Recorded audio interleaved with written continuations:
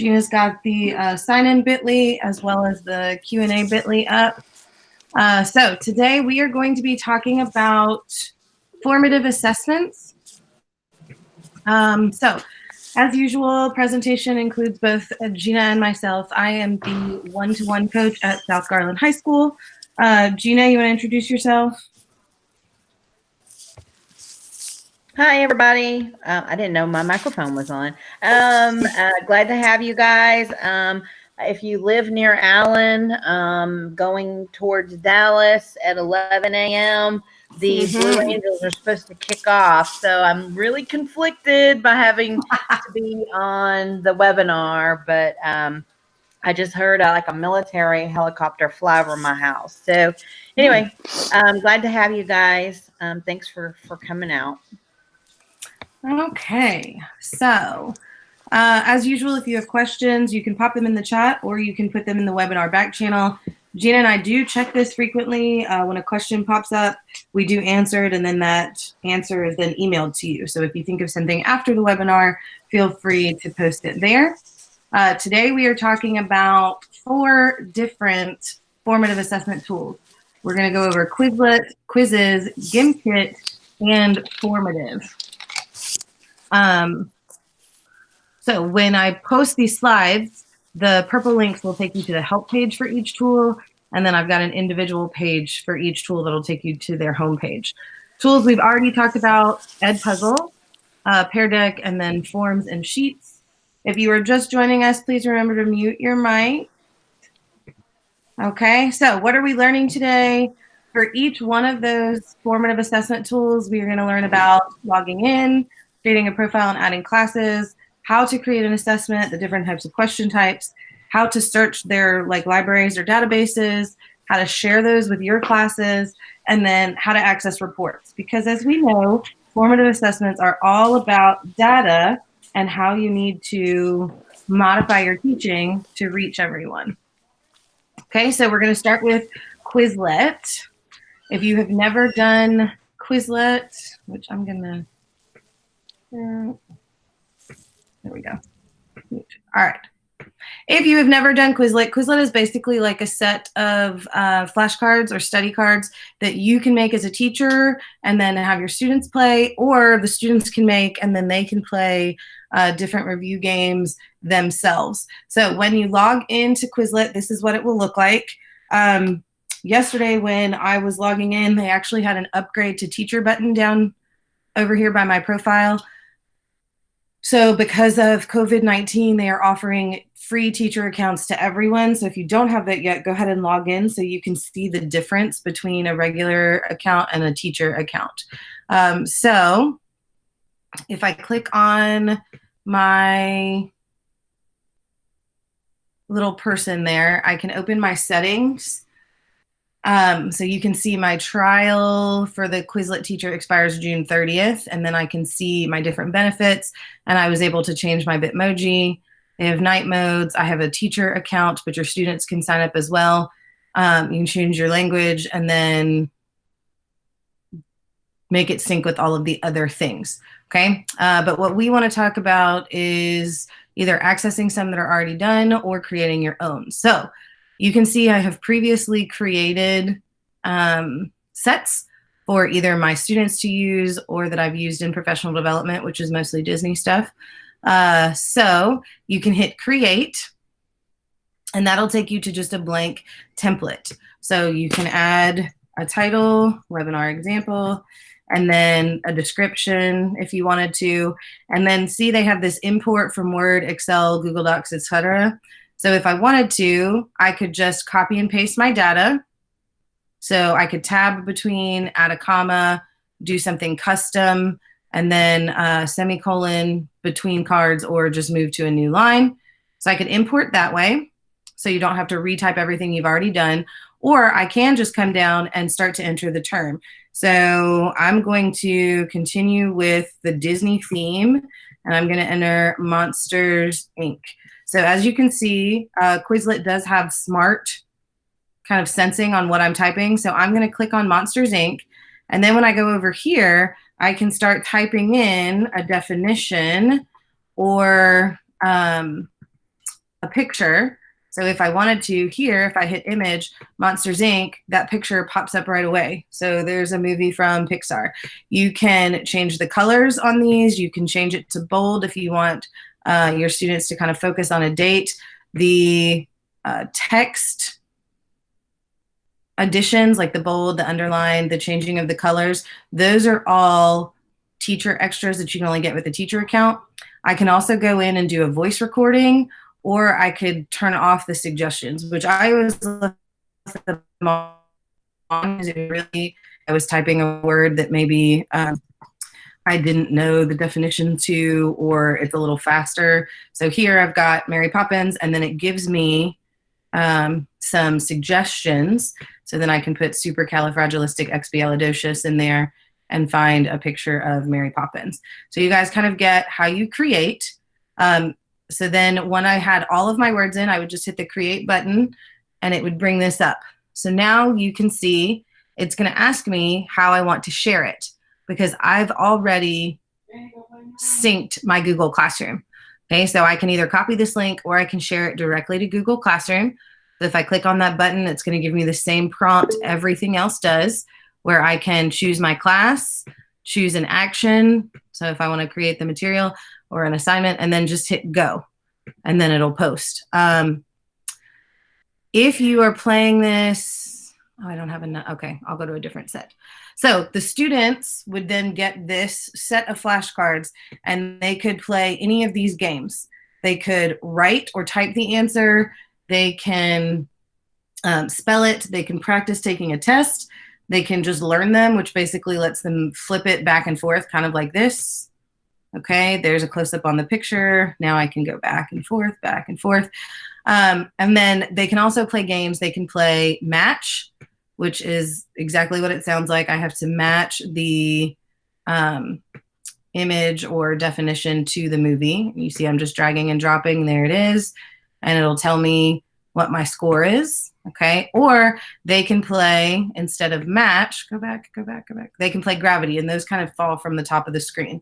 Now, in order to play Quizlet Live, which this is something you would do with an entire class, either individually or on teams, okay, I'm going to have to go to one of my other sets because you need more than 6 terms. Okay, so here's another Disney set. There's Aladdin. There's his picture. Okay, so if I click Live, it's going to show me kind of what Quizlet Live does. And if I hit create game, it gives me my 2 options. So I would put the students on teams, and then I would always just have the picture and then have them pick the definition. So you see it creates some music.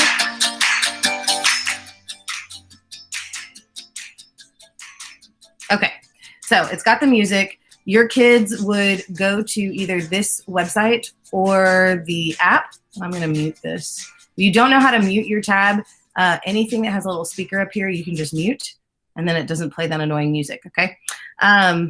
So your kids would go either to this website or they could open the Quizlet app. They would scan this code on Quizlet Live, and then they would type in their name. Once all of their names are typed in, then once you hit start game, because you have to have 4 players, once you hit start game, then it will group them automatically, normally into some type of animal teams. So it'll be like the peculiar penguins, the amazing antelopes, whatever. And then the kids, it's never who they're sitting next to. It's very random. And so the kids have to get up and go sit with their teammates to answer the questions. My students really enjoyed it. I've seen it played on every level, from adult learners all the way down to elementary school. And it's really a great way to get them moving and up, and they all have to work together. So that's super awesome. Okay, so to create a class, this is a little strange. You have to name the class first. So let's say I wanted to name it my SGHS staff class. Then once it's created, and you see I've already had my school in here. If you don't have your school, you can select it from your list. Once it's created, then it gives me the option to sync it to Google Classroom up here. So I can add sets specifically to a class. I can add members this way, or I can connect with Google Classroom. So once I hit that button, Then it brings up all of my Google Classroom classes, and then I can pick which class this is. So try and keep them named the same, if that makes sense. So you can see over here, I've got like my test class, and that syncs to this Google Classroom test class. Now I've got my SGHS staff class, and I'm going to sync it with this one. So then you send the invites, your students accept them, and then they're members of the class, but that goes through Google Classroom instead of them having to type in a link or code or anything else. And then here are your other options. You can edit members, you can set notifications for the class, you can delete the class, which I'm going to do because I don't need this, and then you can remove all members. And it'll ask you, are you sure you want to do this? Yes, I'm sure. Okay, great. All right, so that's pretty much it for Quizlet.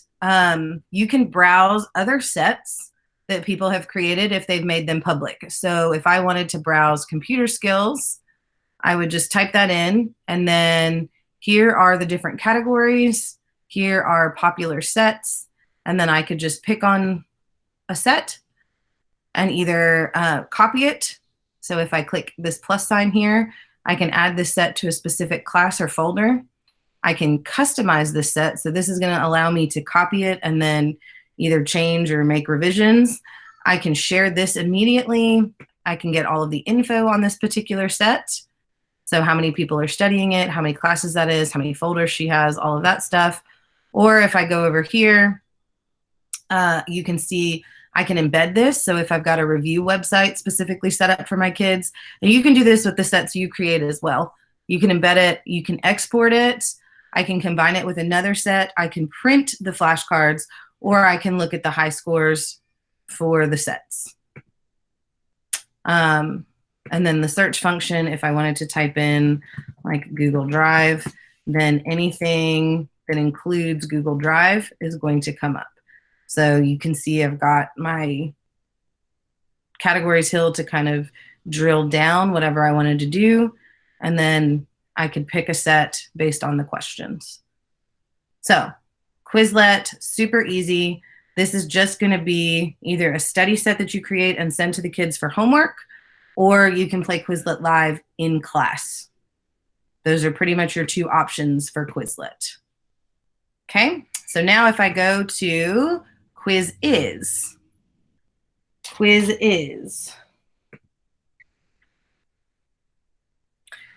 Quiziz is similar to Quizlet in the fact that you can create questions, but this is not just flashcards. You can play this with multiple choice questions, and you can play it in class. They can do it for homework, and it is an individual or team game. So this is the login screen. Okay, I'm going to show you my profile because when you create an account, it's going to ask you a couple of questions. So where you work, it's going to ask you what your role is, and then I put in the classes that I teach are mostly professional development. The reason it does that is because it then, when you go to your home screen, gives you suggestions based on the classes that you teach. So you can see it says recommended for me, and I've got this educator professional development. So my screen is going to look a little different than your screen if you have someone else. Okay, write login in the chat. Okay, so maybe to log into Quizlet, is that what you're asking, Miss Anderson?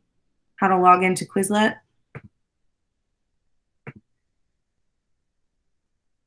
Or log into the... I'm asking how to log into the session. Oh, the sign-in sheet, it's up at the... Gina will repost it. Okay, I just couldn't see it. Okay. There you go. Appreciate it. Okay, so once you put in what classes you teach, then it will kind of tailor what you see on your home screen.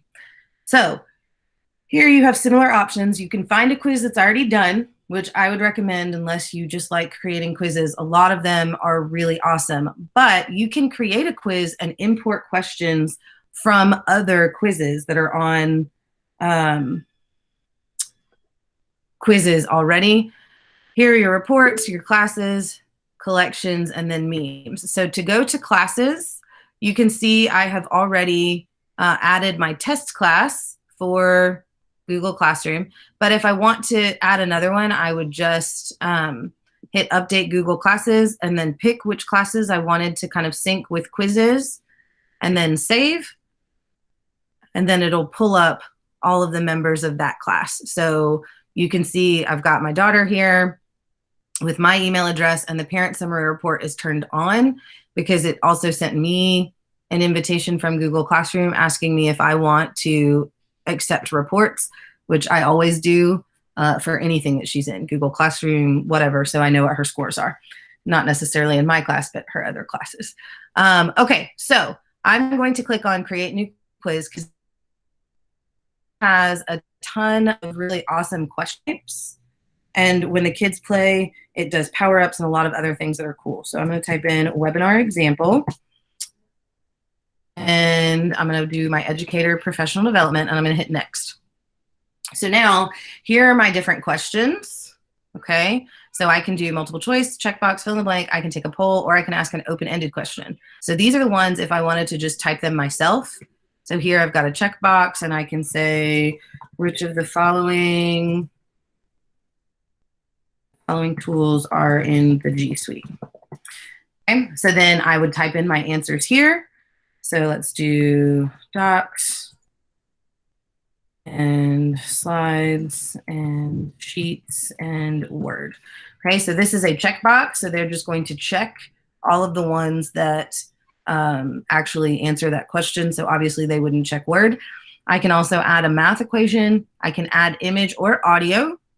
And then if I was in a traditional classroom, I could tag standards as well. And then I can change the time.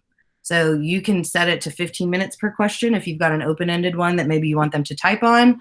Or since I don't think this would take very many people very long, I can set it to 20 seconds per questions. Coco, did you sign in as a teacher? It's not going to give you the class option unless you sign in as a teacher, and then you can sync your classes. So I tried to save it without telling it what the correct answers were, and it yelled at me. So I picked the correct answers, and then I hit save. So now it's going to show me my question, and I can see that it is a checkbox question. These are the 3 correct answers. Word is obviously incorrect because it's in red. Okay. And then I've got it set to 20 seconds. I can change that at any time if I think, oh, wow, I need that changed. And you see, because I changed this one, if I had multiple questions, I could change it for all questions. So you don't have to set every single question, which is nice. So typing in questions is kind of self-explanatory. But then if you want to find other questions about the same topic, you hit teleport. So I'm going to search, and I'm going to search for Google Drive, and then it's going to bring up any of the quizzes that people have labeled as Google Drive. So I can see it's got 10 questions, and here's one. It says, how do you create a new folder? What do I do? So if I like this question, if I think, oh, why is there no save button for my files? That's a great question. I just hit add, and now that one is automatically, see, it was teleported. So it says question 5, teleported. So now that one's automatically on my quiz. So I can go through and say, oh, I like this one too. Name that icon. That's a great one. I use folders to organize my drive. That's a checkbox, but that's a dumb question. Doesn't make any sense. So I'm not going to add that one. So you have the discretion to kind of pick and choose what you want. There's a good one. So while it's adding, I can look through. There's a great one. So then when I say, okay, I've teleported all the questions I want, now these questions are on my quiz already. And then it tells me my quiz quality score. So I have a relevant quiz name. Great. I need to add an image and add the grade level. That's what grades means, not like how many or like numeric grades. It's what grades it's for. So you can see if I want to add an image, I can either pull one from my individual pictures, or I can paste a link image here if I know I've got a URL for the image. I'm going to leave it set to English, and this is going to be for professional development. And I want this public for everyone, and then I click save. So now you can see my score went up to 7.5 because I don't have an image there. But it's really going to tell you what to do. And then one of the other amazing things you can do is import from a spreadsheet. So let's say I don't have time to sit and click, but I have all my questions and I can type them way faster in a spreadsheet than I can, doing this. You can download a template, and this template is what you would follow basically to fill your quiz in. Oh, Mac and Word, you guys trip me up sometimes. Open. Oh, there we go. Impatient, I guess. Okay, so now I can see, here's my template. So here's where I would type my question. Here's the question type. Notice it says default is multiple choice. So I don't have to really type that in every time, but here are my 5 different question types. Here is option 1, option 2, and then if it's open-ended, obviously I wouldn't fill that in because it's an open-ended question. 3, 4, 5 are optional based on either checkbox, multiple choice, or fill in the blank. I can pick my correct answers. I can set my times. And then if I have an image that I want for the question, so let's say, my drive question, what does the symbol mean?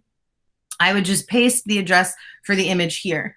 So once you have this spreadsheet completely filled in, then you would go back to quizzes and import it by just dragging that file there, and then magically your quiz is made for you. So some people like that a little better. I always was able to do it here, but one of my co-teachers a few years ago preferred this spreadsheet method. It's really just up to you. So then I hit done, and now my quiz is here. Okay, and now I have options.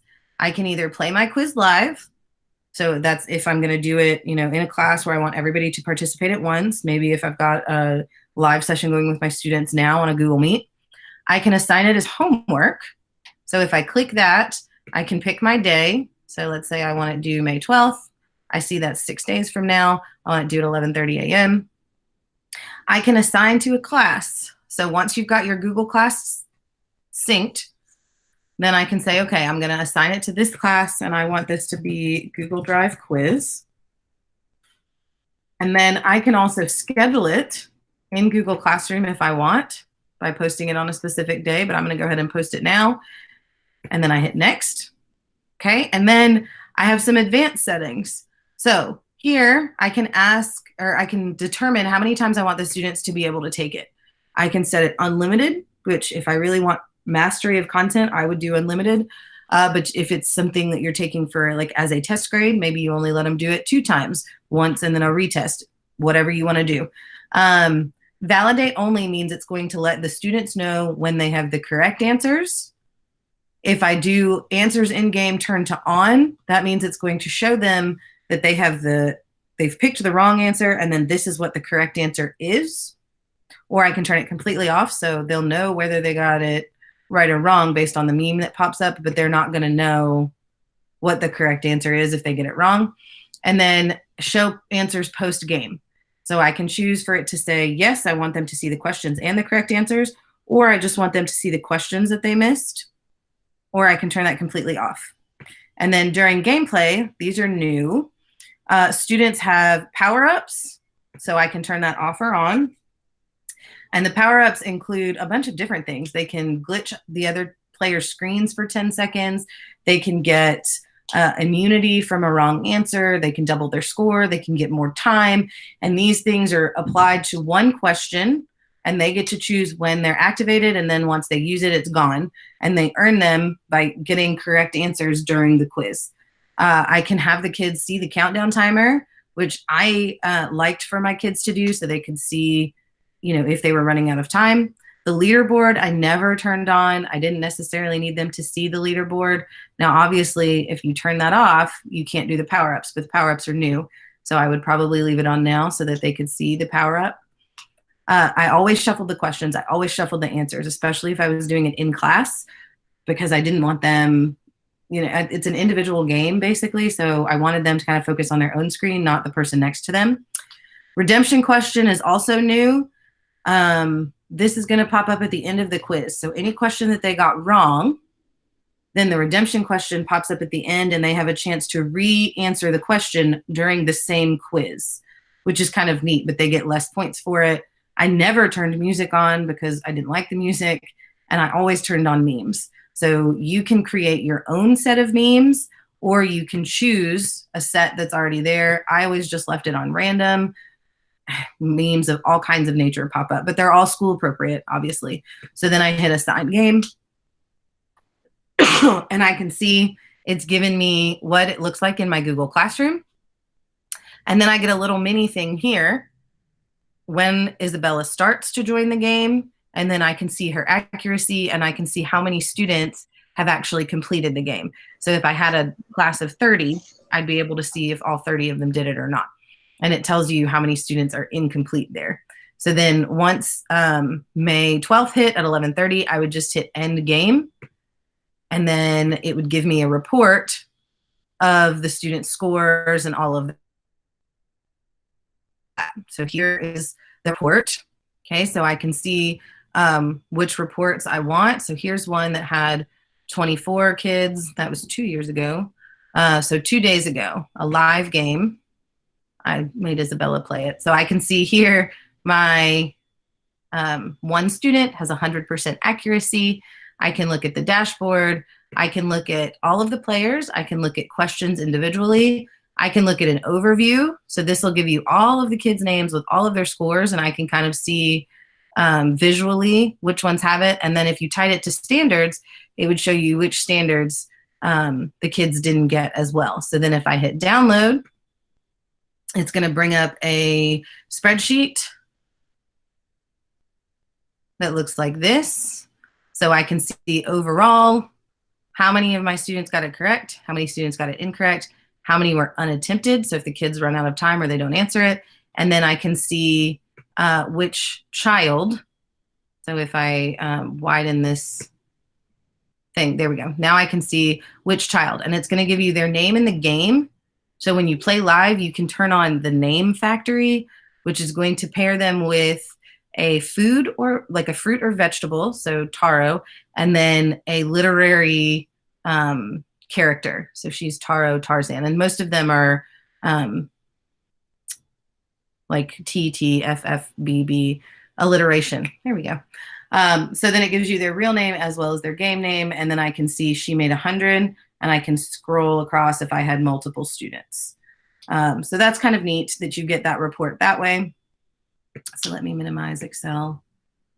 All right, so then your thing starts automatically. So here's my classes again. I can update, I can create a class. So if I just wanna have it typed in and I say, okay, here's my class name, webinar class, and then I can change the color. And I want this one, which I always did color coding if possible, just to help myself. So here, require students to enter a guardian's email address. Most kids don't know their parents' email address, so I wouldn't make that required. But if you know that you have a spreadsheet or whatever of the parents' email addresses and you want the kids to enter them, then they can turn on the garden summaries. Great. So you do that, then you hit create, and then you send the kids this link, and that's how they join if you don't have your Google Classroom option. So you can see this one is green, this one is blue. I click add students, and it's going to bring up that link again. This link will only add students, and then you assign a game. So you can look at your library of quizzes. So I can see all of the quizzes that I've ever created here. If I had a collection of quizzes, like basically folders of things, I could put those together. So here is my collection. So I can create one if I want and make it public or private. And then I can also import my own memes. So if I wanted to, I could name my meme set. So let's say I don't like any of the memes that are in the random set, or I want memes with only my Bitmoji in them. Then I can make all the memes and have the kids just play with that set. So settings, this is going to be more of my profile. I can change my password, do all of that, and then log out. So that's pretty much it for quizzes. Super easy. The students enjoy this one as well, especially now with the new power-ups. I imagine that it's way more fun than it was before. Okay, so next, GimKit. I did GimKit for the first time last year, and this is so accurate. My kids really enjoyed Quizlet Live. They like quizzes, but GimKit literally blew their minds. GimKit is student created. It is it's super cool. I'm going to show you guys, and it's really neat. GimKit is also doing a COVID-19 thing. So free accounts, you can create up to 5 kits for, if yesterday when I logged in, there was a little button down here that said affected by COVID-19. You click it, and then it will upgrade you to 10 kits instead of 5. Okay, so here are my kits. These are just like the Quizlet study sets or a quizzes. So if I click on it, you can see this one has 52 terms. If I export it, here's what it looks like. Okay, so it's going to create flashcards for me.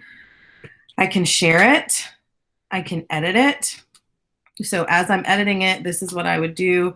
If I click add question, here it is. So I can do a multiple choice question. So if I do, let's see, which G Suite tool is similar to Word? So here's my correct answer. It's going to be Docs, and then Slides, Sheets, Forms. Okay, so then I add that question down at the bottom or at the top. So there it is. So then I can click and I can decide what I want to do with this. Okay, so here is to access, and that's what that means, applications or apps. If I click on it, it's going to show me my 4 choices. Now, it's going to default to the first one always being correct, but as the students play, A is not always the answer, if that makes sense. You can add questions from a question bank. So if I wanted to search here for Google Drive, anything is going to pop up. So again, I can add all of the questions at once. If I think, man, these are all great questions, I can add those, or I can go through and add them individually. Or if I have other kits that I've created and I think, man, I really want my question from, 3 quizzes ago, I can add those too. So then I can import again from a spreadsheet, and it's going to give me another template. So template 1 tells you what to do. Template 2 is going to tell you what to do there. So then I upload that file after I fill in the template. Or I can continue with Kit Collab. Now, this is when the students can collaborate to create their own kit. Okay. So I would send this out to the students, and then they would be able to modify it to create their own game. So that's it. So I'm going to hit Finish Kit, and then I'll show you what it looks like. We can play live, or I can assign as homework. So if I click Assign as homework, now it says pick a kit for the students to take home. So it's going to load all of my kits. So I'm going to click Tech Terms for Teachers. I'm going to pick my due date. I want it due next week. Okay. And then I can pick my classes. So there's my AP Human class from last year. Here's my test class. Okay. And I'm going to keep this activated because I do want it to use the classes I've already created. Now, this is where it gets fun. I can set a target cash limit. So as the students play and they answer a question, they earn fictional money. That money can then be spent to purchase power-ups and upgrades. And then the student that gets to this target limit or target amount wins the game. And the power-ups in GimKit are very different than the power-ups in quizzes. Okay, so then I can do a maximum time, and then if I wanted to give my kids some cash to start off with, I could do that, and then I can add a custom title. So I just hit Create Assignment, and there it is. I can share it via Google Classroom or copy the link or even send it out through Remind if you have one of those, and then I can manage it if I want to, and then here is my test class, and I can see how many of them have completed my homework assignment. Okay, so that's how you would assign it. Now, if I hit Play Live, it's going to give me a bunch of options. So I would like to make it classic so they compete individually, but I can also do team mode. And then I can tell it players per team. So if I want them in pairs, if I want them in groups of 5, whatever I want to do. Okay. I can set it based on time, whether it's a race, so whether they reach this amount first, or I can make it all in. And then when the game ends, when everyone reaches this money, I can add class, I can do a starting cash, I can do a handicap. meaning they won't be able to go below -50 because sometimes the kids can get super, super, super negative.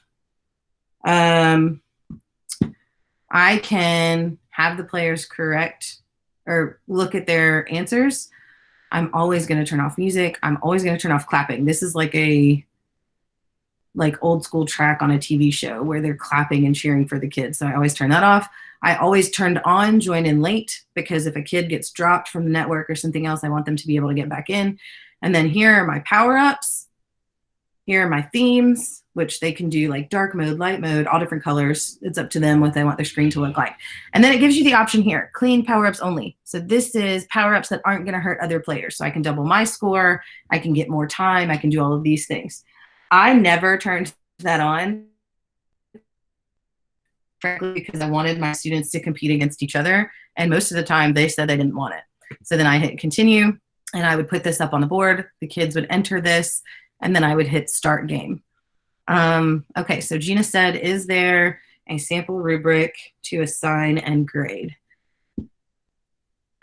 What do you mean? Like a template? There's not one, but once you have your kit created, these are your two options. You can do one of two things. You can either play live or you can assign for homework. That's it. Here are my assignments. So I can see this one is due in 7 days. I can look at the news. So these are updates for GimKit. So now they've got different modes. So party mode, humans versus zombies, boss battle, all of those are back. Here for classes, if I click new class, here are my options. I can have them join with student accounts, which I always like because then they're done. But for middle school, you need to make sure your kids are 13 or over for them not to have this parent verification. Or you can do without student classes so they can play on behalf of someone else. This is recommended for lower grade levels. It's easier to set up. Again, I always picked this, and then you set your name, your color, and then create, and then you give your kids the link to join. Here's Kit Collab again. So it allows your students to create the kit. After they join, they will submit a question to be added. You accept or reject the questions that come in, and then you play the GIM kit that the class just made. So if I did that, I would have my kids submit questions and answers, and if I like them, great. If I don't, I reject them and say, nope, try again. Seasons. This is, if it's tracking your students, then it will show you game by game what their point totals are, what it is against their classmates, so for just period one, and then what it is against their classes, and then you hit start season if you're ready to do that. And then challenges. Sometimes GimKit has a particular challenge posted. So it'll say, you know, assign 5 games this week or have students get over $5 million. And based on those challenges, all the people that win go into a pool and then they do a drawing and someone from that winner's pool gets either GimKit cash for their next game or GimKit swag. Like I said, this is student created, so he's really all about it. And then here's your locker, which you would have to upgrade to pro. So if you hit upgrade, here's the pricing. You can do a pro pass, which is per month, billed monthly, or you can do GimKit Pro, which is going to give you, it's billed annually. It's about $5 a month. It gives you unlimited kits instead of 10, unlimited edits, audio questions, image uploads, and everything else. So then I could do that if I wanted to by putting in all of my information. I will say there are teachers in the district that do have GimKit Pro.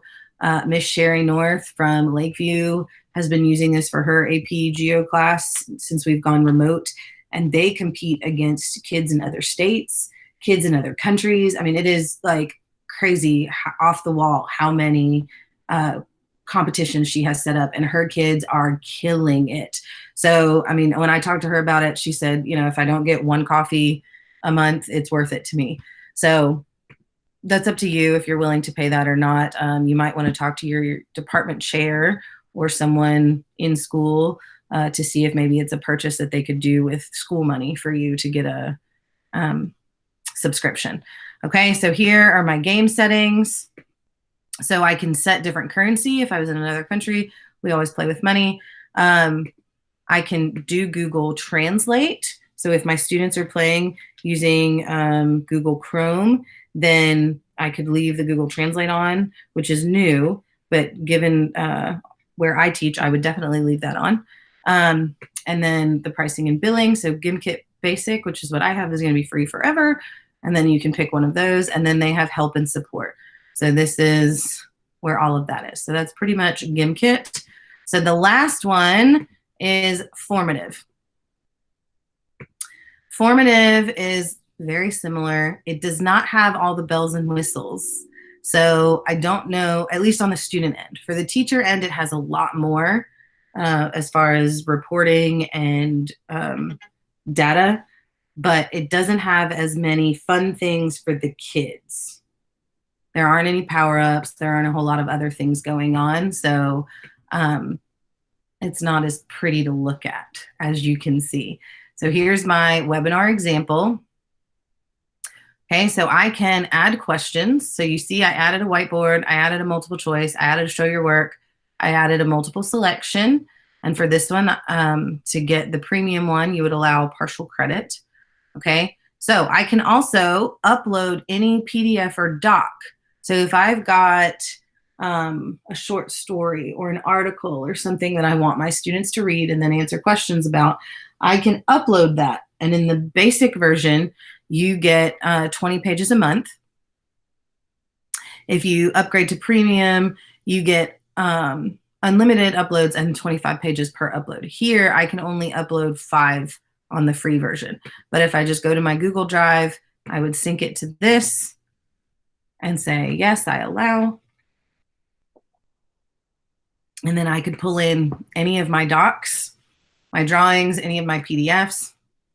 Heaven only knows what's going to come up. So once you do that, then you would upload it, and then I could type questions based on that document. So the students aren't necessarily going to be able to edit it, but they will be able to do a primary source if you wanted to do that. Here are the different question types. Anything with a star is going to be premium. So for regular ones, I can embed, I can do an image, block, video, whiteboard. I can do multiple choice. I can do an essay, multiple selection, short answer, show your work, true, false. Or I can search from a bank of existing questions. Or like I said, you can enhance a PDF or Google Doc. So if I go there, it's going to bring up the library. And then I would just type in whatever subject I'm looking for. And then I would be able to find what I wanted and then add the question that way. Okay, so that's how to make one. Here's how to assign one. So again, you can see I've got my Google Classroom classes. That's what the G is there for. To add that class, I would just type it in, hit create if I'm going to add my class that way. And then I can view the responses on that particular quiz. So if I had students that had taken it, I can show names, hide names, export the grades, and then I could see the totals for each question. So let's go back to one that might have some data in it. Test bell ringer. Okay, so what I did is I had a video for my students to watch, and then they were able to answer the questions. So here, what are the 6 principles of the U.S. Constitution? And then I had a primary source, and they had to tell me, obviously I didn't finish this question, but the signing of the Declaration of Independence or court or whatever, and they would say true, false. So there's that. I could again assign it, and then I could view the responses per question. So here you can see all of my question numbers would be across the top, and I would do that. I don't think I've ever assigned these to students. Now, for this Google Sites review, you can see I did assign it to my test class. So here's my lightning bolt. Here I can see for my Google classes, after submission, I want it to keep visible with no edits allowed, or I can allow edits or make it hidden. I don't want them to see their scores. I don't want them to see their answers, but you can change this to whatever. And then I would hit view responses to see that particular thing. So here's one with names. Here's my daughter. And then as she answered questions, I would be able to see her individual response for each question. And then I could sort the class this way, first name, last name, or high to low. So for me, because I would want the data, I would do low to high. And you can also hide the names if you didn't want to do that. So when you export it, this is what it's going to look like. So you can see I have 4 free experts remaining this month. Do you have to add classes individually or as a group? You can add them as a group. So if I go to classes and you do Google Classroom Sync, if I click on that, it's going to say, hey, are you sure you want us to do this? Yes. Okay, do it. So then it's going to pull up all of my Google Classroom info.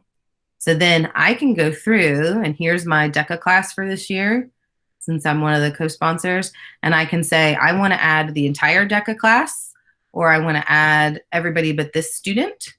Here's my impact team. So you can see these, like this student no longer exists in the Google course and will remain in the unlisted. Okay, and then I've got my co-teachers down here. If you want to add a co-teacher, you have to have a team or partner license. Here's my Pear Deck PD. So you can do it individually or by a group, whichever makes you happy. There's my DLT team. So you can do it that way. And then I would just make sure all of these were unchecked because I don't actually want to import all of them. So I imported just my daughter yesterday instead of my daughter and Gina. My impact team is already there. And then if I wanted to impact my DLT, they're all listed as teachers, so they can't be added as a student. But then you would just hit import, and then it would say, okay, they're there. All right, so it did this to me yesterday. These are all of my old Google Classroom classes, like all of my old ones, economics from years ago. Look at that, over 2 years ago. So this is when I first started. So all I did yesterday was bump all of these, check them, and then I could archive them. And then it's going to say, are you sure you want to do that? Yes. Okay, so then they're gone. Or you can actually do it like the old school way. So, and then give the kids the link. So if I did create, fine, WE or QW, whatever, hit create, and then I could get my kids to join this way. Or I can manually add them if I wanted to. But again, Google Classroom does all of that for you, so why would you want to? Here's the tracker, which is kind of cool. So if I had my students, right, and I look in my test class, Isabella hasn't taken any of the quizzes, but if she had, I'd be able to see all of the data for all of my quizzes that she's taken in the past 2 weeks, last 30 days, 60 days, 90 days, all year, all the time. And then I could export that data. So if I wanted to show kind of growth over time, or if I'm having a parent meeting and I want to show them how the kid hasn't grown or how the kid is declining or maybe had a dip and then came back up, that's all important data to get with. So the tracker is really nice. And then they do have the formative library, like I showed you guys earlier, where you can search and then add them to your quizzes. So formative is definitely not the best looking for the students. I mean, it's just going to be straightforward. Here's my question. You pick the answers. It does give you a little more functionality as a teacher, especially math, for them to show their work or show their thinking. You can do essays, that kind of thing. They're not going to be timed. It's very less gamified, but you'll probably get more data on the teacher side than you would anything else. So you have to decide what you want to do. So that is all of our formative assessments for today. We're going to be doing one over Google Maps tomorrow. This is the coolest thing I've ever seen. All of the really awesome things you can do with Google Maps. It is definitely not just for driving directions. So does anyone have any questions? Gina, are there any questions? I know you sent me a few. No, you addressed all the ones from the chat so far, but they might want to turn on their mics and ask. I'm going to go ahead and start recording. Okay. Feel free, ask questions. I